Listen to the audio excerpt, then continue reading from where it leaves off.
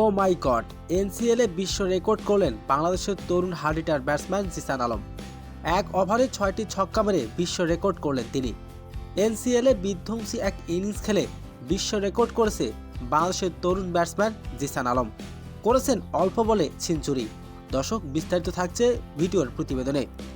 আজ এনসিএলে উদ্বোধনী ম্যাচে ঢাকার বিপক্ষে খেলতে নেমেছে রাজশাহী। এদিন রাজশাহীর হয়ে মাঠে নেমেছে বাংলাদেশের তরুণ ব্যাটসম্যান জিসান আলম। জিসান আলম মাত্র 52 বলে সেঞ্চুরি করে বিশ্ব রেকর্ড করেছেন তিনি। এক ওভারে ছিল 6টি ছক্কা। এমন দৃষ্টিনন্দন 6টি ছক্কা ছিল গ্যালারির বাইরে। তবে অল্প বলে সেঞ্চুরি করার মালিক এখন তরুণ ব্যাটসম্যান জিসান আলম। 6টি ছক্কা মেরে বিশ্ব রেকর্ড করলেন তিনি। আর এনসিএলে উদ্বোধনী ম্যাচে জিসান আলমের এমন বিধ্বংসী ব্যাটিং দেখে অবাক পুরো বিশ্ব।